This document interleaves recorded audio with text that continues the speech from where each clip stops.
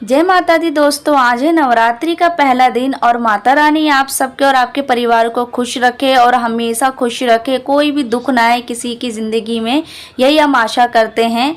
तो hello guys, welcome back my YouTube channel Renu real life blogs पे। तो guys आप लोग कैसे हो? आई होप आप लोग बहुत अच्छे होंगे, बिल्कुल स्वस्थ होंगे। सुबह का बज रहे हैं 8:30 और यहाँ मैं अपने देवर से लगवा रही हूँ चौकी। मतलब इस चौकी में कवर चढ़ा रही हूँ ताकि ये ना पेपर पहले लग जाएगा, उसके ऊपर ना मैं जयपुरी वाला पेपर चढ़ाऊंगी, उसके ऊपर मैं कपड़े बिछाऊंगी। तो मैं कुछ काम कर रही थी, तब तक मैंने ये काम अपने देवर को।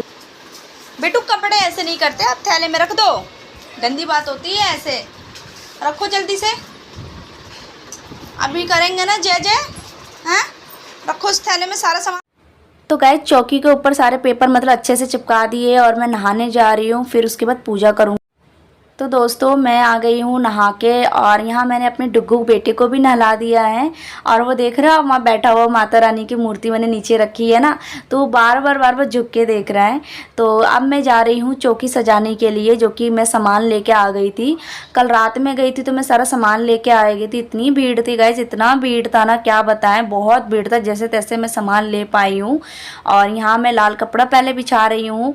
मतलब मैं किस तरह से पूजा करती हूँ और किस तरह से मैं चौकी लगाती हूँ माता रानी की, तो मैं आपको इस वीडियो में दिखाऊंगी। और दोस्तों आप लोग मुझे ये ज़रूर बताना कि आप लोग किस तरह से पूजा करते हो और कैसे करते हो, मुझे कमेंट में बताना ज़रूर। और फिर मैं उसी तरीके से सोचूंगी नेक्स्ट टाइम करने के लिए। तो यहाँ पे मैं कलश में पानी में भर चुकी हूँ कलश रखने के लिए। तो यहाँ पे मैं कलावा बांध रही हूँ। उसके बाद मैंने माता रानी पे चुनरी चढ़ाई, उनको तैयार किया, उनके नए नए कपड़े पहनाए, वस्त्र पहनाए मैंने माता रानी को। यहाँ मैंने अब कलश रख दिया है। अब एक एक करके सब कुछ अच्छे से सजाऊंगी और रखूंगी और उसके बाद से मैं यहाँ पे पूजा करूंगी। तो पहले ना कोई मूर्ति रखने से पहले, कलश रखने से पहले मैं अनाज रखती हूँ, क्योंकि खाली नहीं रखा जाता। तो थोड़ा सा आप अनाज रख दो या गेहूँ रख दो, लेकिन गेहूँ नहीं है मेरे पास तो मैंने चावल रखे हैं, इसलिए खाली नहीं रख। सारा कुछ हो गया है, बस आरती करनी, क्योंकि थोड़ा सा टाइम लगता है ग्यारह करने में, उसी में टाइम लगता है, बाकी सब तो हो जाता है। और बहुत लेट भी हो गया था आज मुझे पूजा करने में। तो यहाँ मेरी पूजा स्टार्ट हो गई है। और ये 11 जला के जो हवन सामग्री होता है ना, उसको घी में मिला के इसमें अब मैं जितने भी भोग लेके आई हूँ ना, वो सारे इसमें चढ़ाऊँगी। और उसके बाद से मेरी आरती स्टार्ट हो गई है।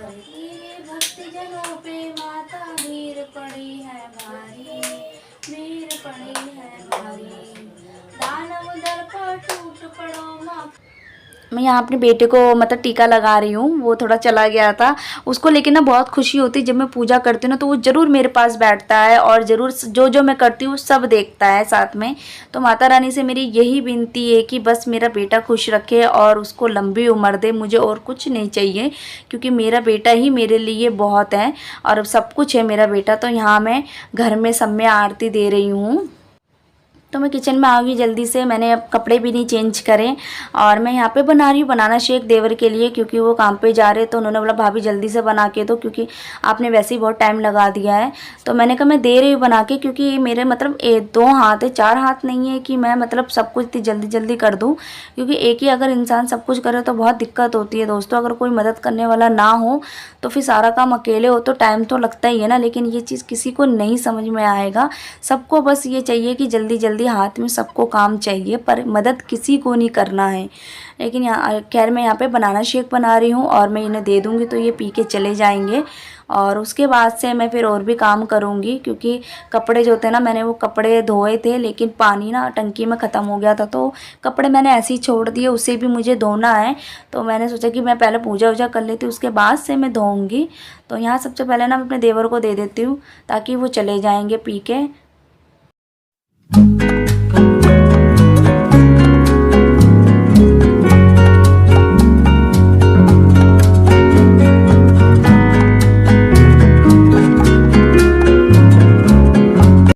आज मेरा फास्ट है, मैंने फास्ट रखा है और मैंने 9 दिन के फास्ट नहीं रखे हैं, मैंने सिर्फ फर्स्ट और मतलब स्टार्टिंग के और लास्ट के ही रखे हैं, क्योंकि 9 दिन ना मेरे से हो नहीं पाते दोस्तों, क्योंकि घर संभालना फिर बच्चा देखना मतलब बहुत कुछ देखना पड़ता है, तो इस वजह से मैं 9 दिन के नहीं रख पाती हूँ।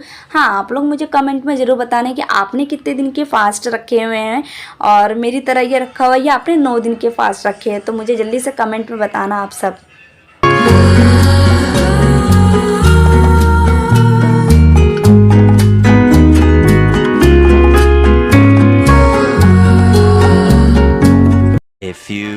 moments later. मेरा बेटा ना ये सो के उठा और ना रो रहा है पेट में दर्द से। कह रहा मम्मा मेरे पेट में दर्द हो रहा है, मुझे ठंड भी लग रही है। जब मैंने इसको छुआ तो इसको बहुत तेज़ बुखार चढ़ा हुआ था। मैंने इसको तुरंत चादर से उड़ाया और मैंने पट्टी रखी और मैंने कहा बुखार चेक कर लेती इसको कितना बुखार हो रहा है, क्योंकि सुबह से तो अच्छा खेल रहा था मेरे साथ, पूजा भी इसने बहुत अच्छे से करी, लेकिन इसको 1 घंटे में जब सो गया तो इसको बुखार चढ़ गया और मैं डर गई। मैंने कहा क्योंकि ना मुझे टेंशन हो जाती है, क्योंकि जब इसको बुखार चढ़ता है ना तो इसका बुखार जल्दी उतरता नहीं है, बहुत मतलब परेशान रहता है। ये भी मैं भी रहती हूँ, क्योंकि जब भी बुखार में हो जाता है ना खाता है ना पीता है ना बोलता है, क्योंकि बच्चा ना हंसता खेलता ही अच्छा लगता है। जब बच्चे को कुछ हो जाए ना तो फिर माँ का बहुत बुरा हाल होता है। मैं यही सोच रही हूँ, घर में भी कोई नहीं है, मेरी सास गई हुई है किसी के घर और उनको वैसे ही बोल के कोई फ़ायदा नहीं है, क्योंकि मुझे ही अकेले ले जाना है। थर्मामीटर से मैं चेक कर रही हूँ इसका बुखार, तो इसका बुखार 101 हो रखा है गाइस, देख सकते हो, मैं आपको दिखा भी रही हूँ 101 इसका बुखार है। मैंने कहा इसका बुखार चढ़ता है ना तो बहुत तेज़ चढ़ता है इसका बुखार और उतारना बहुत मुश्किल हो जाता है। मैं इसी वजह से डर जाती हूँ, क्योंकि ना बुखार को लेके ना मेरे घर में ना एक हादसा हो चुका है, मैं उसको याद नहीं करती, लेकिन जब जब मेरे बच्चे को ऐसा हाई बुखार चढ़ता है ना मुझे वो चीज़ बार बार याद आ जाती है, तो मेरे से रहा नहीं जाता। मैं इसको पट्टी रख रही हूँ बार बार, क्योंकि ना 3 बजे ना मेरे यहाँ पे ना कोई भी डॉक्टर की दुकान नहीं खुला रहता, शाम को खुलते हैं डॉक्टर की दुकान, तो मैं इसे शाम में लेके जाऊँगी, क्योंकि मेरे यहाँ पे ना 3 बजे बंद रहती है। शाम के बज चुके हैं 5। मैंने कहा इसको डॉक्टर ले जाने से पहले मैं पहले मतलब रूम की जहाँ पे मैंने चौकी रखी है ना माता रानी की, वहाँ झाड़ू पोछा कर लेती हूँ, उसके बाद में जाऊँगी, क्योंकि अगर मैं झाड़ू पोछा करके चली जाऊँगी तो मुझे डॉक्टर के पास पता नहीं कितना टाइम लगेगा, तो इसलिए मैं जल्दी जल्दी सोच रही हूँ कि झाड़ू पोछा लगा के चली जाती हूँ, आधा काम मेरा हो जाएगा।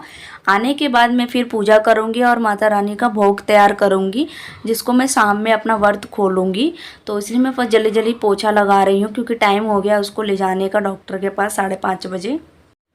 5:45 बज चुके हैं, मैं आ गई हूँ डॉक्टर के पास अपने बेटे को लेकर, और यहाँ देख रही हूँ डॉक्टर अभी तक आए नहीं है, क्योंकि मेरे बेटे को ना यहीं की दवा सूट करती है और अभी तक डॉक्टर नहीं आया। मुझे बहुत ज़्यादा टेंशन हो रही है, क्योंकि उसको बुखार ना बहुत तेज़ चल रहा है। मैं 1 घंटे से पट्टी कर रही थी पर इसका बुखार नहीं उतरा और मुझे मतलब डर लग रहा है कि कहीं सर पर बुखार ना चढ़ जाए। तो डॉक्टर आने वाले हैं, ये डॉक्टर आ चुके हैं और ना चेक कर रहे हैं। सबसे पहले इसी को चेक करा, क्योंकि मैंने कहा था कि इसको बहुत तेज़ बुखार है और परेशान हो रहा है बहुत, तो डॉक्टर ने बोला इसको तो 102 बुखार है, इसको पट्टी नहीं करी। मैंने कहा मैं पट्टी कर रही हूँ, डॉक्टर ने दवाई लिख दी है सारी। डॉक्टर के यहाँ से मैं आ गई हूँ, मुझे 6:45 हो गया था आते हुए, टाइम ज़्यादा हो गया था और जो जलाने का टाइम हो गया 7 बजे मैं जो जला देती हूँ। तो मैंने अपने बेटे को ना अभी दवाई दे दी है और दवाई पी के वो सो गया है। अब लेट तो हो गया मुझे जोत जलाने में, लेकिन मैं क्या कर सकती हूँ, बेटे से बढ़कर तो नहीं है कोई चीज़, क्योंकि अगर वो है तो तभी सब कुछ है। और मैं माता रानी से यही दुआ कर रही हूँ कि प्लीज़ मेरा बेटा ठीक हो जाए, जल्दी से उसका बुखार उतर जाए। गाइस प्लीज़ आप लोग भी दुआ कीजिए कि जल्दी से ठीक हो जाए, उसका बुखार उतर जाए। पता नहीं मैंने ऐसी क्या गलती कर दी कि मेरे साथ ही ये होना था। मैं सोचती हूँ कि कुछ भी हो लेकिन मेरे बेटे के साथ ऐसा कुछ भी ना हो बस। तो मैंने यहाँ पे ना भोग के लिए ना कुट्टू के पकोड़े, मतलब कुट्टू और आलू के पकोड़े बनाए हैं और मैं यही खाऊंगी और यही भोग लगाऊंगी। तो जो कुट्टू का आटा होता है ना उसको मैंने जल्दी जल्दी घोल दिया और उसमें मैंने आलू ना गोल गोल काट के डाल दिए थे और मैं पकोड़े निकाल लेती हूँ उनके, और दही मतलब दही के साथ खाते हैं, तो मैं वही चीज़ भोग लगाऊंगी। मैं ज़्यादा नहीं खाती हूँ वह फास्टिंग में, क्योंकि दिन भर मैं कुछ नहीं खाती हूँ, सिर्फ बस एक सुबह की चाय पी के रहती हूँ, शाम में बस ये पकोड़े बनाती हूँ और दही के साथ मैं खाती हूँ और भोग लगाती हूँ। बस इतना सा मैं व्रत में खाती हूँ। तो दोस्तों आप लोग ये बताना कि आप लोग व्रत में क्या क्या खाते हो और क्या क्या मतलब किस तरह से रखते हो, मुझे कमेंट में बताना, और क्या क्या चीज़ें आप लोग व्रत में बनाते हो मुझे वो भी बताना, तो कमेंट में मैं देखूँगी। तो 11 बज चुके, इतने सारे बर्तन हैं, पूरा किचन फैला हुआ है दोस्तों। अब ये सबको मैं समेटूंगी और यहाँ मैं बर्तन धो रही हूँ सारे, क्योंकि ना व्रत का खाना बनाना फिर घर का अलग खाना बनाना तो बहुत बर्तन हो जाते हैं। और दोस्त सच बोलूँ गाइस ना ऐसे टाइम पे ना माँ की बहुत ज़्यादा याद आती है, क्योंकि जब हम व्रत रखते थे ना तो हमारी माँ हमें मतलब बहुत चीज़ें बना के देती थी खुद से, या कोई काम करने के लिए भी नहीं कहती थी हमें, तो ये इस टाइम में बहुत ज़्यादा याद आती है। ससुराल में तो हमें सब कुछ अकेले करना पड़ता है, कोई भी हाथ मतलब बटाने वाला नहीं होता, और हम किसी से उम्मीद भी नहीं कर सकते कोई हमारा हाथ आके बटा दे। अकेले ही सब मुझे करना पड़ता है। नॉर्मल डे पे तो वैसे ही नहीं करती, साथ जब मैं व्रत रखती है, मैं बीमार होती तब तो बिल्कुल नहीं करती हैं। और अगर मैं कह दूं कि मम्मी मतलब तबीयत ख़राब मेरी, तो वो सिर्फ एक ही कहती है कि काम करने ही क्या होता है जो मतलब तबीयत ख़राब में तुम काम नहीं कर सकती हो। तो मुझे इसलिए बिना बोले सारा काम करना पड़ता है और मतलब सब कुछ अकेले संभालना पड़ता है। और अभी डुग्गू भी सो रहा है, उसको मुझे दवाई देनी है रात वाली, क्योंकि उसको ना अभी वो पाउडर है वो भी बनाना है मुझे। तो सारा काम मैं करने के बाद उसके बाद से उसको दवाई दूंगी। ससुराल में यही होता है कि ना कोई भी मदद करने वाला नहीं होता, लेकिन सबको हाथ में सबको चीज़ चाहिए, लेकिन ये नहीं होता कि कोई आके मदद कर दे। तो यहाँ मैं अपना डुग्गू के लिए ना दवाई बना रही हूँ। काम सारा हो गया, पूरा किचन मैंने क्लीन कर लिया है। तो ये पाउडर है, इसमें पानी डाल के बनाऊंगी पाउडर, और ना ये लिक्विड सा बन जाएगा। तो ये मतलब दवाई देना ज़रूरी है।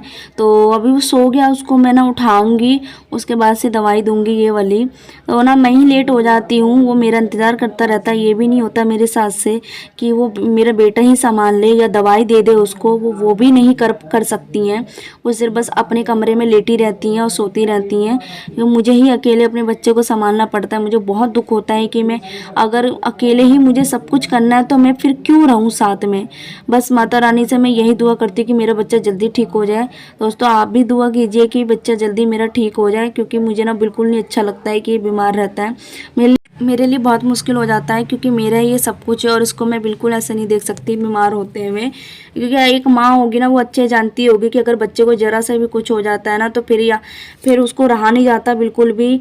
और मतलब अंदर ही अंदर उसको टेंशन हो जाती है कि जल्दी कब ठीक होगा।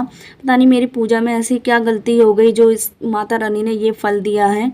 मैं बस यही माता रानी से दुआ करूँगी जल्दी ठीक हो जाए। और ना मैं ब्लॉग को ना गाइस यहीं एंड करती हूँ। मेरा ब्लॉग लेट आएगा क्योंकि ये बेटा बीमार है, तो मैं थोड़ा सा नहीं कर पाऊँगी ब्लॉग को। तो मेरा ब्लॉग पसंद आया तो please like subscribe comment share ज़रूर करके जाना मेरे ब्लॉग को, और बहुत सारा प्यार देना मेरे ब्लॉग को, बहुत सारा सपोर्ट देना मेरे ब्लॉग को। मिलती हूँ नेक्स्ट ब्लॉग में, तब तक आप सब अपना ख्याल रखें और प्लीज़ दुआ करें। बाय बाय, जय माता दी आप सबको।